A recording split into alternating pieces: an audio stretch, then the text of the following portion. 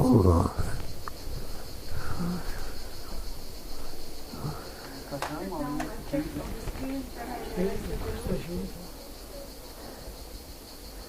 Fatiha.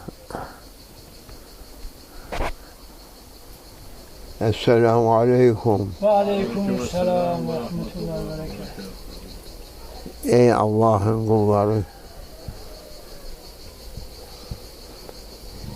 kıyam ediniz, Cenab-ı Hakk'ı tekbir edelim. Destur-i Şerif. Allahu Ekber, Allahu Ekber. La ilahe illallah. Allahu Ekber. Allahu Ekber ve lillahil hamd.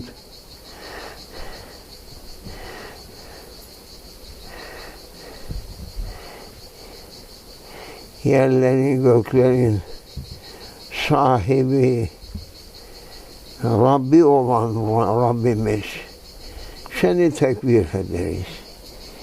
Biz aciz kullarız. Bu kadar yapabiliriz. Habib Ekrem'in hürmetine bizi kulluğuna kabul eyle. Amin. Başkasına kul olmaktan bizleri hıfz eyle. Amin. Sümme salatu ve selam. Elfu salatu, elfu selam. Ala seyyidil evvelin vel ahirin olan server-i enbiya, Habibi Kibriya, Fahru Kainat Efendimiz'e nihayetsiz salatu selam olsun. Amin. Elfu selam, elfu salat sanadır ya seyyidel evvelinel ahir. Şefkat şefaatini umar.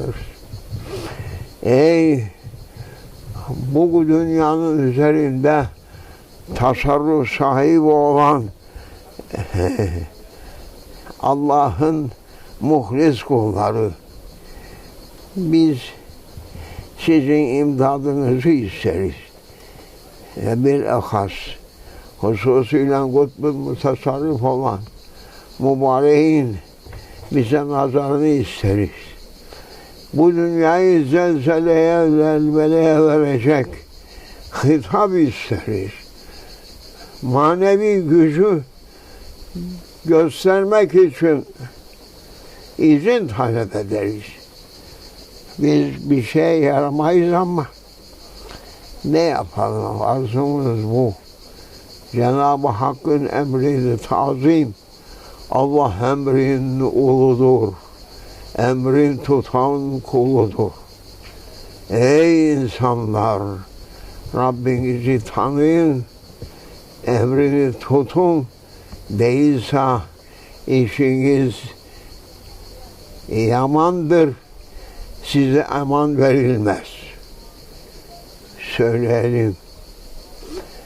Euzubillahimineşşeytanirracim. Bismillahirrahmanirrahim. Medet. Ya Sultan Evliya. Ey Şeyhimiz Hazretleri. Sizi imdat talep ederim. İzninizle. Esselamu Aleyküm. Ve aleykümselam. Ey müminler ve mümineler. Ey Müslümanlar ve Müslüman hanımlar. Ey şeytanı reddeden, Cenab-ı Hakk'ı tazim eden, emrine koşan müminler ve Müslümanlar. Dinleyelim. Bakalım ne söyletiyorlarsa onu söyleyeceğiz. Onu söyleyeceğiz. Başka bir yerden değil, efendim, bizi buraya oturtturan ve konuşturan kimse Ki onlar hepsi maneviyat yüklü olan ejderha derlerdi bizden eskiye, eski tabire. Ejderha manası dünyayı yutabilecek kuvvet sahipleridir o. Ejderhadır dediği vakında birbirlerini tanır evliyalar. O ejderhadır. Bir dünya değil, 7 dünyayı yutar. Allah'ın evliyasında kuvvet, kudret hesaba gelmez. Biz daha o mübareklerden bir şey istiyoruz. Mübarek Ramazan-ı Şerif geldi, hoş geldi. Hoş geldin ya mübarek Ramazan. Mahya kurarlardı eskiden. Camilerde kandiller yanardı. Fenerler yanardı, süslü.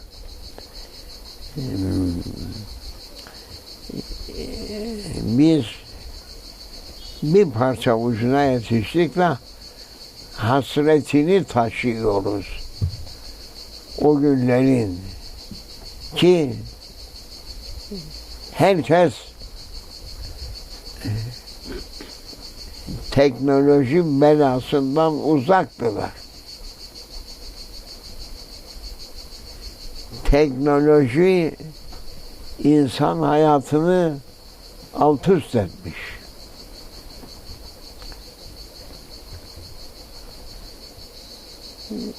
Bu teknoloji bütün şeytani olan ne varsa insanlara öğretmiştir. Teknolojinin kurucusu zaten şeytandır.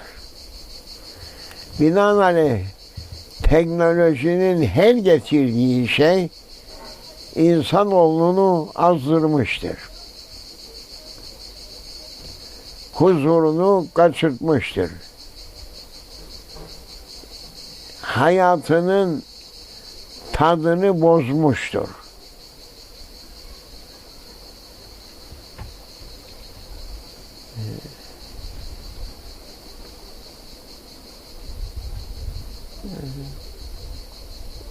Bir tabir var şimdi. Onu söylüyoruz. Söyletiyorlar. Dinle. Cübbeli Ahmet Efendi sen de dinle. Ben bilinim diyerek çıkıp durma orada. Talip ol. Kun taliben. Talip ol. Her şeyi ben bilirim deme.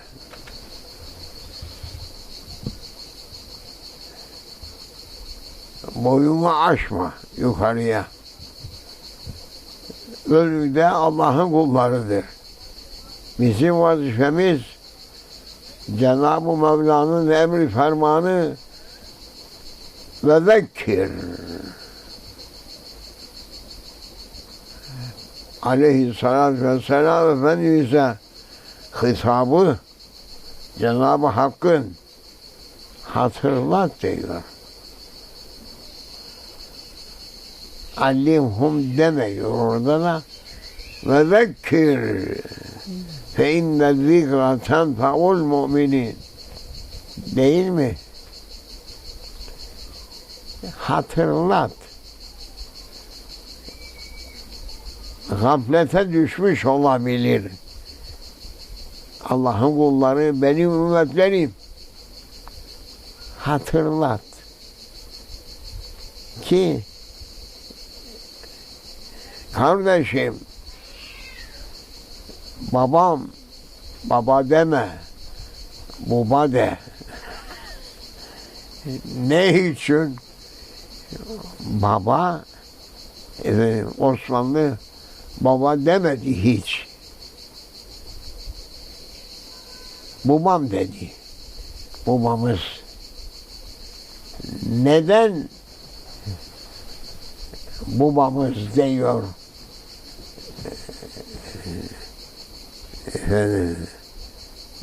Kemalüddin. Ey Karadenizli evlatlarım, baba demiyorlardı. Osmanlı katiyen baba dedirtmedi. Sebebi ne?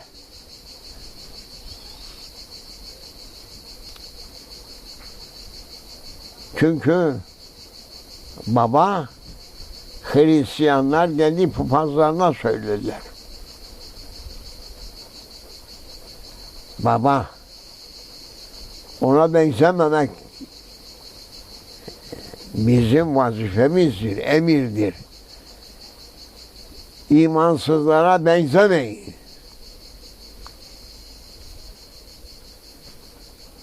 Kim kime kendisini benzetirse o da onlardandır.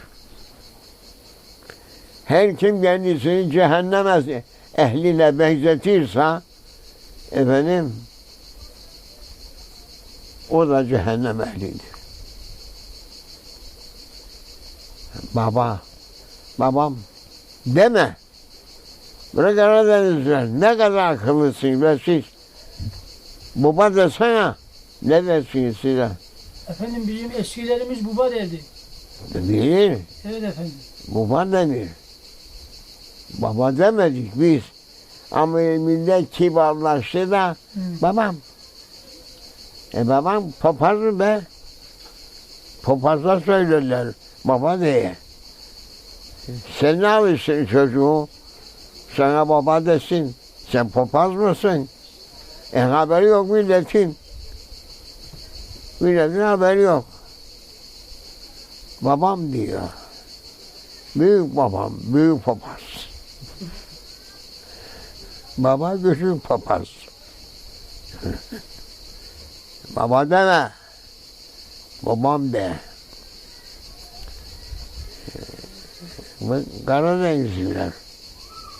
Siz çok iddialısınız. Lakin bazı yerlerde şeytan öyle bir hile tuzak kurar ki millet şaşırtır. Teknoloji milleti bozandır. Allah teknolojinin şerrinden Müslümanları korusun. Amin. Çünkü Müslüman olmayan helal haram ver Allah'ım, kulun sormaz yer Allah'ım, zıkkım yesin. Amin. Helali haramı ayırt etmeyen adam yediği zehirdir. Ne için hastalar çoğaldı? Helali haramı ayırt etmediklerindendir. Ceza geliyor. Ceza geliyor onlara. Olay değil o mesele. Hastaneden geçilmez. Her ev eczan deposu oldu. Her ev doktorların ziyaretgahı oldu. Hastaneler yetişmiyor. Her tarafa doktor. Bir şimdi büyüdük demeyelim de çocukluğumda Kıbrıs adasının üzerinde 5 tane Türk hekim vardı. 3'ü Lefkoşa'daydı. Biri kasabadaydı. İskele'de hekim yoktu, Ermeni hekim vardı. Manisa'da hiç işitmedim doktor olduğunu, Türk. Doktor, hekim derlerdi bizde. Hekim. Bir hastane vardı Lefkoşa'da. Onun içerisinde de 3 tane personeli vardı. Biri İngiliz başhekim, Gaf. Birisi Gigi derlerdi. Urumların meşhur hekimiydi. Biri benim validemin akrabası Bodamyalılardan Doktor Rauf'tu. 3 kişi vardı. Başka yok. Şimdi ürkütsen sayılmaz. Ürkütsen sayılmaz. Ne için? Ne için var mı? Allah'ı tanımayan kimseye çeşit türlü ceza geliyor. Hayatlarının çoğu şimdiki insanların hekimlerde, hastanelerde geçiyor ve kazançlarının dörtte üçü ilaç parasına gidiyor. Geçenlerde bir Karadenizler dikkat et. Balık ye aklınız 90 olmasın. Akıllısınız siz. Evet. Bir tekavüt olan bir efendi geldi buraya.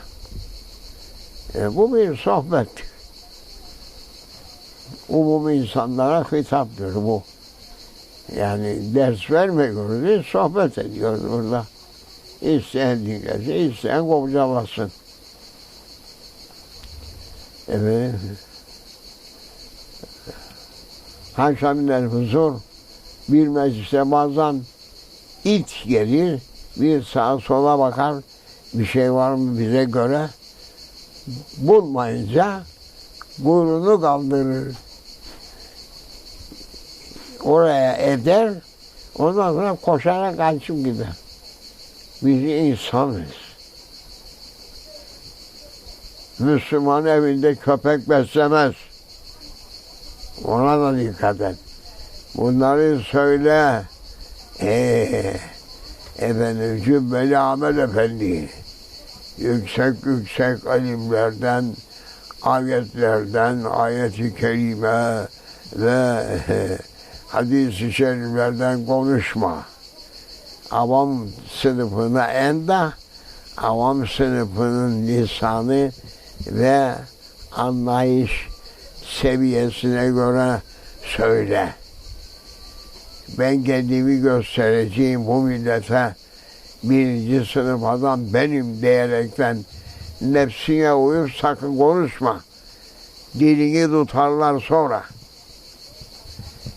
Bildiğini de unutursun, kalırsın boş kaval gibi.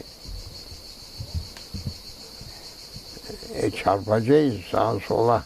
Çok güzel. Kim iddiası varsa benim vazifem nedir?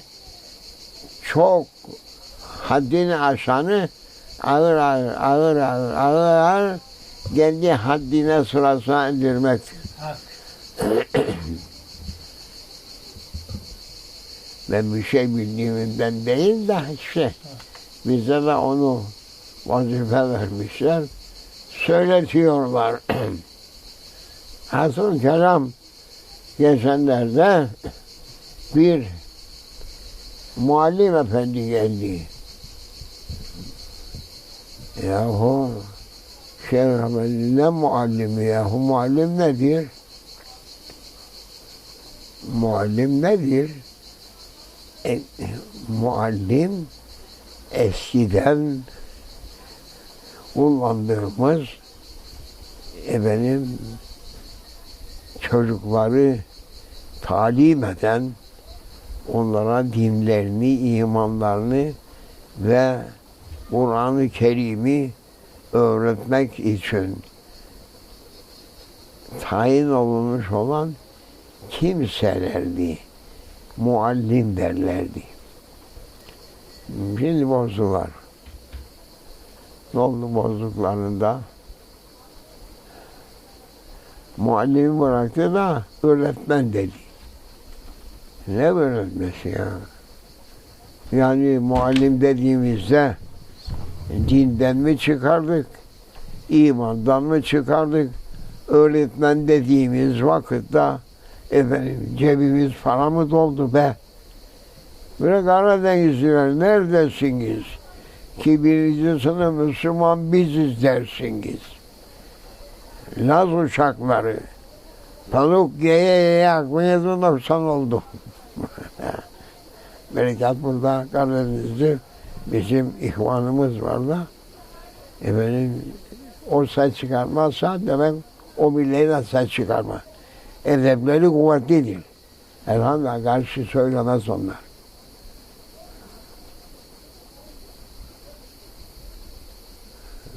Nasıl de söyle, doğru söylenin de sizin lügatta. Ha. Çok doğru dedin. Ha.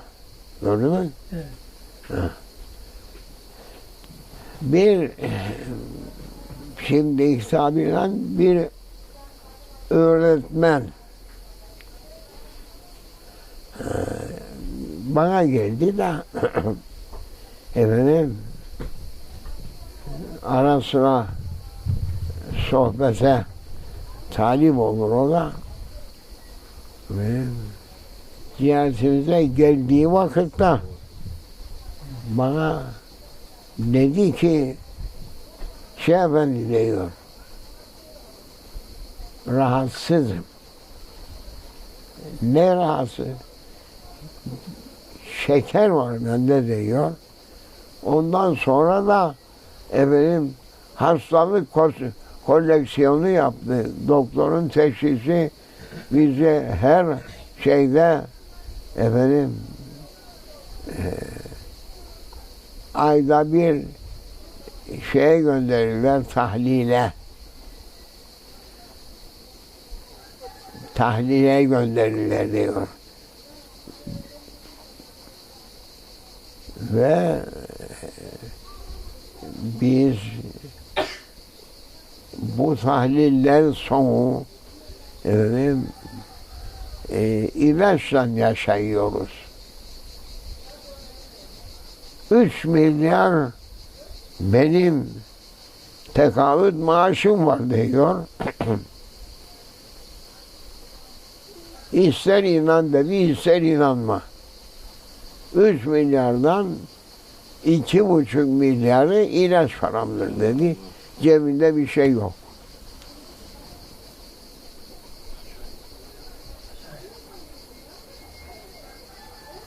İnsanoğlu Allah'ın emrinin dışına çıktığında bir cezaya uğrar. Cezasız kalmaz. İlla Allah cezasını verecek dünyada da. Dünyada da tatlı hayatları yoktur onların.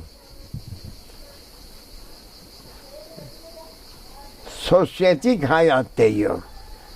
Yalan. Modern hayat diyor. Yalan.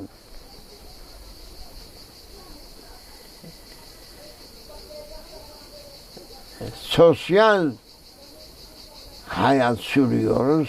Sosyete insanıyız. Lakin hiçbirisinde huzur yoktur. Çünkü sosyete insanı kendisini şeytana teslim etmiş olan adamdır veya hanımdır. Baydır veya bayandır. Ve bunların hayatları tatlı değildir. Giyin kuşamları yerinde. Bindikleri arabalar yerinde. Efendim oturdukları apartmanlar, efendim konaklar, birinci sınıf. İçindeki mobilyalar hepsi birinci sınıf. Lakin huzursuz. her şeyleri bu şimdiki havaya göre en pahalısından eşyaları, arabaları, yiyecekleri. Yalnız bir şey eksik, huzurları yok. Rahatları yok, sıhhatları yok, afiyetleri yoktu. Şimdi bir sürü onlardan Ramazan'ı tanımayan çok var. Sosyetik olanlar mübarek Ramazan'ı tanımazlar. Ayol, nasıl biz yaz günde oruç tutabiliriz? 15 saat nasıl biz oruç tutacağız? Dayanamıyorum. Ya, dayanamıyoruz. Sonra Cenab-ı Hak seni öyle bir cezaya düşürür ki önüne çeşit türlü nimetler konur da iştahım yok dersin. Ya bu kadar güzel nimetler yiyemiyorum diyor. İştahım yok hiç. İştah büyük bir nimettir. Onun için oruçlu olmayan, söyle Cübbeli Ahmet Efendi, oruç tutmayanlarından Cenab-ı Allah iştihayı alır. Hiçbir nimete iştahı olmaz. Önünden ne sürsen iştahım yoktur der. Bir parçaya canım hiç iştahım yoktur der. Bu ceza yetişir oruç tutmayanlara. Söyle. Kema tedinu tüdan. Cübbeli Ahmet Efendi ne? Sen başkalarına söyle sonra. Söyle. İştahım yok. Hiç iştahım yok. Orucu nasıl tutayım? İnsan gibi tut. Oruçlu olduğun vakit iştah açılsın be. Boyuna meradaki öküz, inek gibi boyuna yersen iştahın kalır mı senin? Sen insansın. Merada otlayan eşek değilsin. Keçi değilsin. Koyun değilsin. İnek değilsin. Sen insansın. İnsanla hayvanın arasını fark ettir. Hayvan boyuna yer. Hayvana oruç teklif edilmedi. Ve onun şanıdır o. Yer, et olur.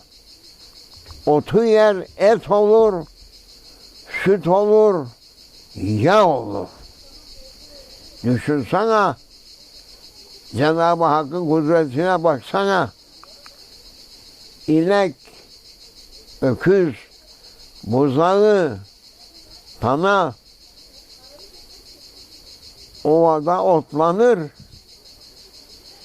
Ot yer, akşam üzeri sahibi onu sağar, bir kova veya 2 kova süt. Sen yapabilir mi? Düşünsene sen Allah'ın büyüklüğünü, azametini. O hayvan ömründe söyledi mi? İştahım yok diye. 24 saat yese iştahı var. Sana ey Allah'ı tanımayan, hadi onu demeyelim de, ey Allah'ın emrini tutmayanlar. Sizin hayatınızdan lezzet alması alınmıştır. Ne yediğinizin tadını bulabilirsiniz. Ne içtiğinizin lezzetini alabilirsiniz. Ne yaşadığınızın lezzetini alabilirsin. Onun için hastalardan geçilmez. İşte o baş öğretmen diyor. Bana dedi ki Şeyh Efendi 3 milyar para alırım, inanır mısın dedi. Bunun 2,5 milyarı ilaç paramdır dedi. Hadi gel 5 kuruş hayra ver. Desen param yoktur der. İlaca mecburi verecek. Terbiye ediyor. Cenab-ı Peygamber salavatullah ve selamu aleyh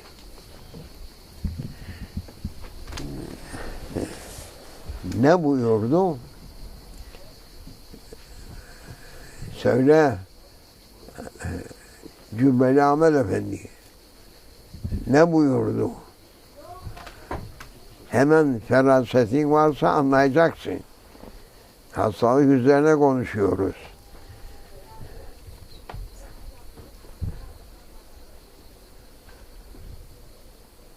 Hastalık üzerine konuşuyoruz. Ahir zaman Peygamber ne söyledi? Ramazan ayındayız. Söyle bakalım ne söyledi? Aklına gelmiyor.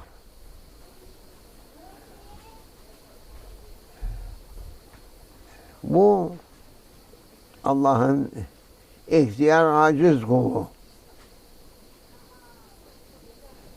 Ramazan'a nasıl gireceğim diyerekten ben düşünüyordum.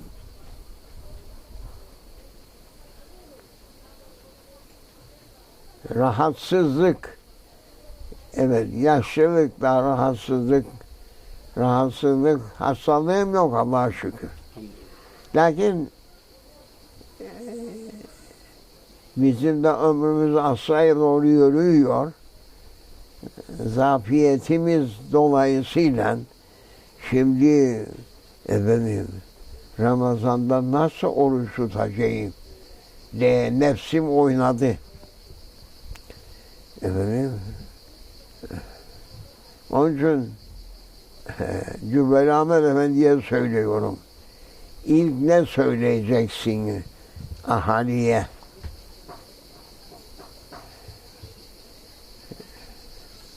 Hocaysan, alimsen ilk söyleyeceğini söyle bakayım. Efendimiz Saadet'ten buyurdu. Bismillahirrahmanirrahim. Sumu tasihhu ve turzaku. O da var. Ey ümmetlerim, oruç tutunuz, sıhhat bulursunuz. Oruçlu olduğunuz zaman da Cenab-ı Allah sizin aşevinize, mutfağınıza bereket verir. Evinize bereket gelir. Çoluk çocuğumuz gelişir. Bunu söyle 30 Ramazan anlat bu insanlara. Cübbeli Ahmet Efendi. Şudur budur, orucu şu bozdu, orucu bozdu. Oruç tutan orucu bozulmaz. Karıştırma. Oruç tutuyor mu? Tutuyorum. Bitti. Bu orucu bozar, bu orucu bozar. Allah. Sen söyle. Orucu bilmeyen adam mı var? Yemeyen, içmeyen imsaktan iftara kadar. Yemez, içmez bu kadar. Yok elini değdi, yok ayağını tuttu, yok bilmem sen nesini tuttu. Böyle şey. Uğraşma. Orucun gitti deme. Sen hakim değilsin. Sen söyle oruç tutun. Evet. Hasıl bir kelam. Şimdi sumu tasihhu Oruç tutunuz, sıhhat bulasınız. Hastayız. Nasıl oruç tutalım? Bura ahmaklar, bu inançsızlar.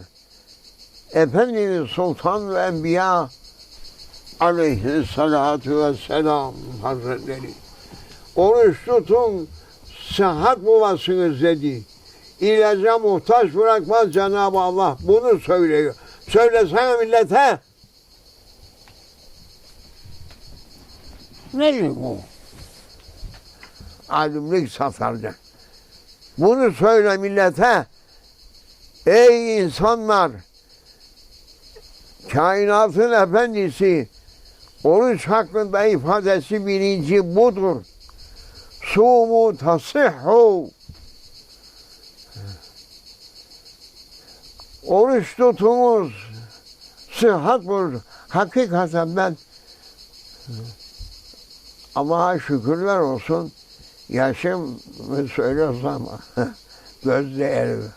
Bizim Cübbeli Ahmet önce gözetmesin diye söylemeyeyim. 40 yaşında oldum. Maşallah.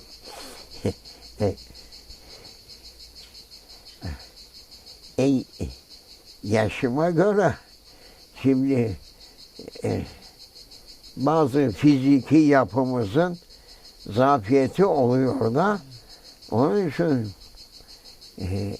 eski gençlik çağım değil, eski gençlik çağımda Allah'ın izniyle dağı yıkardım. Halvetleri yazarken değil oruç, bir gün halvet, bir aylık orucu yer yutardı. O kadar kuvvet. Elhamdülillah o mertebeler nefse vura nefsi eze bu hale geldi. Şimdi halim zayıf. 7 yaşıma göre acaba bereket benim yanında olan evlatlarım, ihvanlarım bana birisi gelip de Şeyh Efendi sen oruç tutma demedi. Demeye zaten cesaret edemez. Edemini talim ederiz. Edebi öğretiriz o zaman. Allah'ın nasıl kendi içimdeki nefis köpeği de öyle nasıl yapar? Kap yutarsın efendim yemek yemeden de olamaz. Yemekten evvel yiyeceksin.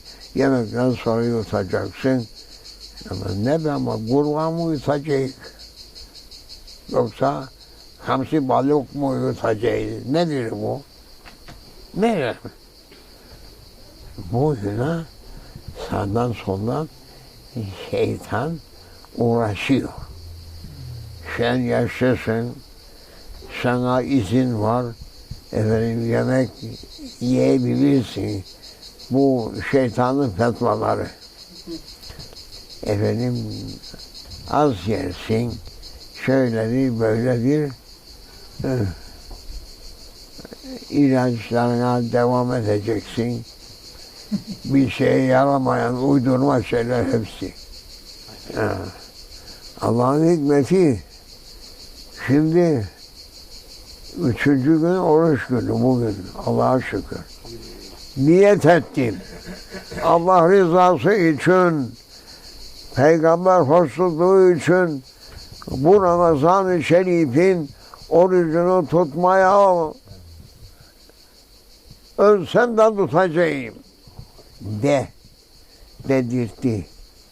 Hakikaten 3 gündür kendimi daha dinç, daha güçlü, Maşallah. daha huzurlu görüyorum. Maşallah efendim.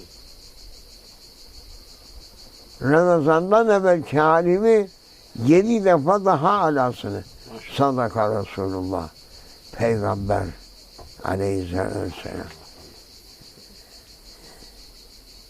Kendiliğinden konuşmaz. Estağfirullah. Ama yanteku anil heva in huve illa vahyun yuha. Hafızsın da diyor Veli Ahmet Efendi, hafızsın. Dinle ha, aç bu sohbet birkaç kelimedir. Lakin avam için konuşuyoruz. Sen de dinle. Avamın üstündeyim ben deme. Peygamber sözü aleyhisselam sumu tasihhu, nasihat et. Ey hastalar, iyilik isterseniz yeryüzünde Cenab-ı Hakk'ın emrini bildiren, yeryüzünün halifesi, mutlak halifesi Habibullah'ın sözüne kulak veriniz. Sumu tasihhu. Oruç tutunuz, sabırla. Şimdi konuşuyor. Şimdiki bizim konuşmamız, ben yemek yediğim vakitinde olanın 5 defa kuvvetlisi geliyor şimdi. Allah'ın izniyle. Sumu tasihhu. Şöyle 30 Ramazan anlat millete ki oruç tutunuz, sıhhat bulursunuz, hekime muhtaç bırakmaz Cenab-ı Allah. Bir kaşık çorba içersiniz, bir şişe hap yutmaktan, bir şişe ilaç içmekten, hekim kontrolüne girip çıkmaktan sizi kurtarır. Yüzünüze nur ener, vücudunuza sekinet gelir. Parlarsınız, ferahlarsınız, yediğiniz içerinize siner. Allahu Ekberul Ekber. Böyle yetişir böylelik. İşi uzatma Ahmet Efendi. Söyle, bunun üzerinde aç. 30 Ramazan sana yetişir. Peygamber sözü aleyhisselatü vesselamın sumu tasihhu ve turzaku. Rızkım dar olan adamlar cebini böyle gösterir. Rızkım dardır, geçinmem dardır diyen kimseler için de turzaku. İkinci, hem sıhhat bulursunuz, hem rızık kapıları size açılır. Ne muazzam peygamber. Allah sevgilisi. Ey ya Resulallah. Ey ya Resulallah. Senin yoluna kurban olalım.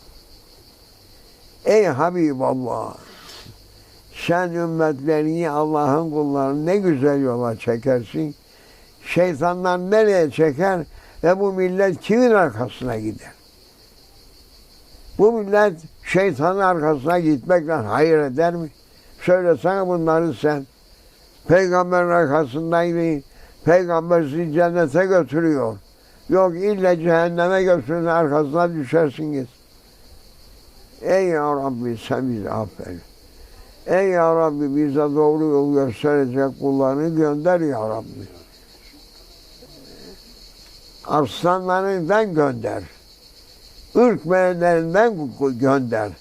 Ne hükümetten, ne askerinden, ne beyinden, ne paşasından ürkmeyen, lakin ürküten heybet sahipleri gönder bize. Mamırlatsın ortalığı. Ay Allah, ya Rabbi. Sen bizi affet. Bu millete yol gösterecek kullarından gönder ya Rabbi. Gönder Allah'ım. Bir tanesi yetişir. Yetişir bu kan dökmelerim. Bu insanlarla bu batıl yollarına gire gire bu cezaya düştüler. Kanları sebil oluyor, dökülüyor, gidiyor. Bu kadar devletler kaynıyor içerisinden. Hiçbirisi çıkıp da demiyor. Ne isteriz biz? Peki bu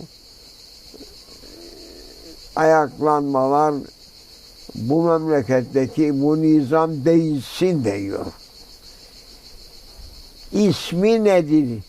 Ne gibi nizam istersiniz?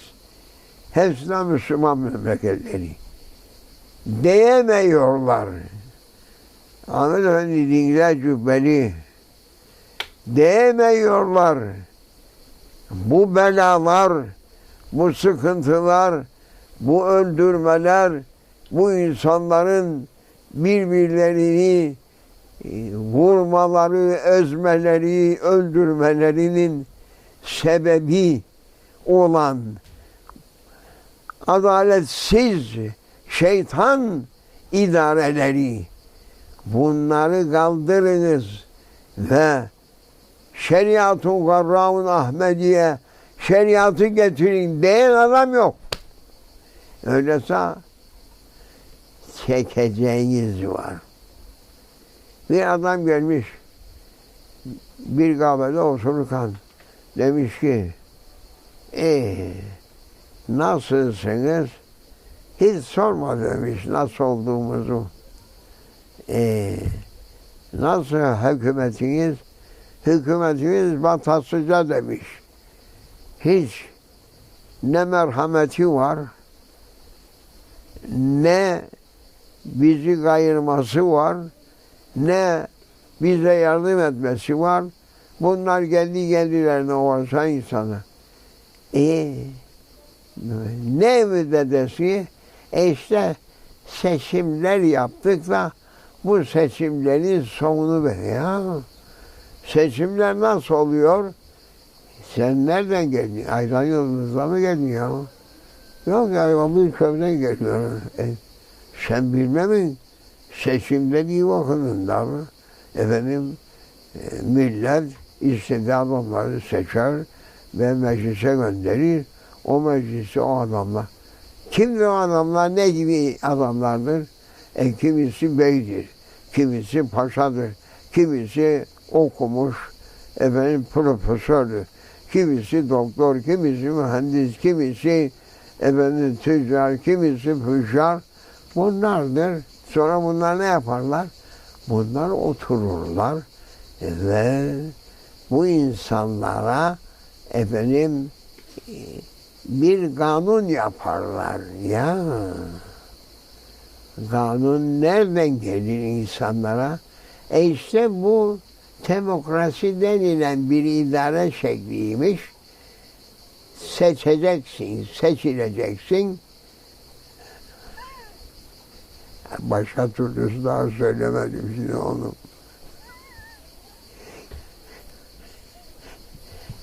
Edeceksin, bir öbürlerine seni üstüne edecekler. Kavga kıyamet, sonra bir şey uyduracaklar. İşte anayasamız bu. Yahu sen anayasa olduğunda bu yasa var mı? Ya sen nereden geldin be adam?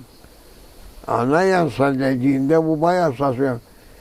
Babasız evlat ne olur? Ne olur, ne derler ona? Nesebi bilinmeyen adama PH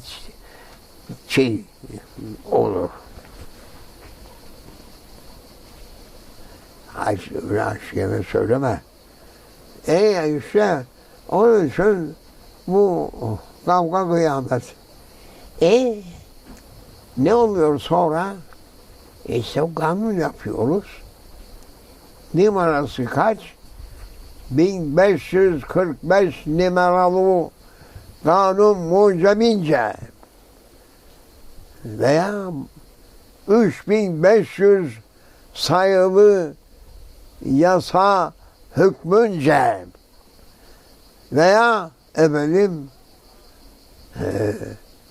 667 numaralı kanun mucibince. Nerede be? Kim yaptı kanunları? Biz oturduk yaptık ya. Bre, siz Müslüman değil misiniz? Kanun yapmak kimin hak olduğunu sizin dininiz söylemez mi? Söylemez. Öyleyse yapın demiş o adam. Şimdi ona çekeceğiniz var. Madem kanunları siz yaparsınız, sizin başınıza da Mısır'a gelen, Libya'ya gelen, Şam'a gelen, Irak'a gelen, Yemen'e gelen başınıza gelecek. Ey mübarek olsun demem de müstahakınızdır derim. Ve Cenab-ı Hak gökyüzünden ilahi kanun gönderdi. Hiçbiriniz işitmediniz ki şeriatın kanunu var. İslam efendim 1500 senedir İslam şeriatı gökyüzünden inen şeriatla hükmediyor. Bu kadar saltanatlar, bu kadar devletler, imparatorluklar hepsi şeriatla idare etti. Dünyayı fetheyledi. Siz uydurma kanunuyla bir memlekete çıktınız, yarı buçuk tamamlayamadınız. Karma karış ettiniz. Çekeceğiniz var. Madem ki siz hala Allah'ın gönderdiği kanunu reddediyorsunuz ve diyorsunuz ki biz onu kabul etmeyiz. Biz modern sosyetik milletiz, ilerici, laik milletiz. Biz istediğimiz idareyi kendimiz yaparız. Yapın, içine düşün. Bunlar dikkat edilecek mesele değil. Ve zekir dedi Cenab-ı Mevla Subhanahu ve Teala. Hatırla dedi, hatırlatıyor. Bana mahkumiyet veremez. Çünkü benim söylediğim söz ispatlıdır. Şahidi var, ispatı var. Ama kendilerinki de meydandadır yaptıkları ve istediklerini katiyen yapamadıkları da meydandadır. İstedikleri hedefe gidemezler. Çünkü dümeni tutan başka, frene basan başka, kıraçını döndüren başka, efendim her birisi bir türlü bir elden değildir. Böyle olduğu vakında tren bile yoldan çıkar dedim. İşte bu bizim Laz uşakları biz hepsinden akıllıyız diyor. Aklımızı sabah kullanırız. Sonra öğleden sonra kullanmayız, saklarız. Çünkü eskimesin aklımız. Mayalansın diye öğleden sonra onu kullanmayız. Onun için bizimle konuşacak olursan sabah konuşacaksınız ki efendim sofrayı toplamadan öğleden sonra topladığımızda bizim söylediğimize bakma. Tevfik Cenab-ı Hak. Merhaba yahu ey dinleyiciler. Ne yapalım? Söyleyene değil, söyletene bak. İsteyen dinlesin, dinlemeyen efendim bir tabak bana gönderiyorsa efendim onu da göndermesin. Nasıl olsa rızkımız vardır. Yalnız istediğimiz insanoğlunun saadetidir, selametidir, rahat-ı bal deriz, tatlı hayat sürüp Rabbisinin huzuruna yüz aklıyla çıkmalarını istiyorum. Başka bir şey istediğim yok. Ben bu yaşımdan sonra ne Cumhur Reisi, ne efendim başvekili, ne kışvekili, ne paşası, hiçbir şeyden benim hevesim kalmadı zaten. Hevesi olanlara bu nasihattır. Tutsun, tutmazsa kendi bilir. Ey Rabbimin, bu mübarek günler hürmetine bize inayet buyur, hidayet buyur. Anlayış ver.